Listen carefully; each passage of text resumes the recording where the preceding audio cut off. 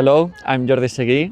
Είμαι ο Σταμάτης ο Κουλούρης. Είμαι ο Γκαλαμέλος Λουκάς. Ονομάζομαι Νίκη Κυριαζοπούλου. Ονομάζομαι Αγγίλας Παναγιώτης. Technical Coordinator of the Valencia Academy Programs. Είμαι πρόεδρος και υπεύθυνη της σχολής Valencia Academy Χαϊδάρη. Είμαι από τη Valencia Academy Λιβάδια. Ερχόμαστε από τη Σάμο, από την Ακαδημία της Βαλένθιας της Σάμο. Ανήκω στο δίκτυο Valencia Academy Greece Χαϊδάρη. The feeling about the tournament is amazing.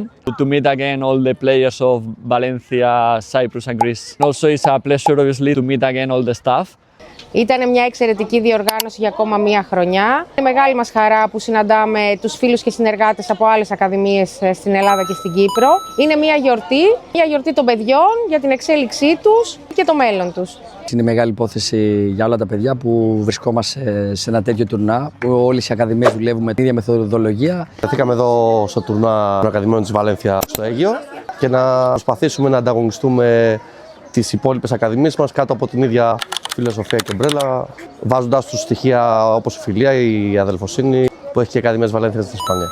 Είμαστε πάρα πολύ χαρούμενοι που συμμετέχουμε σε αυτό το όμορφο τουρνουά. Ερχόμαστε φίλοι και παίζουμε πολύ όμορφα παιχνίδια. Η σαν διοργάνωση είναι εξαιρετική. Τα παιδιά το απολαμβάνουν, το διασκεδάζουν. You have to be here.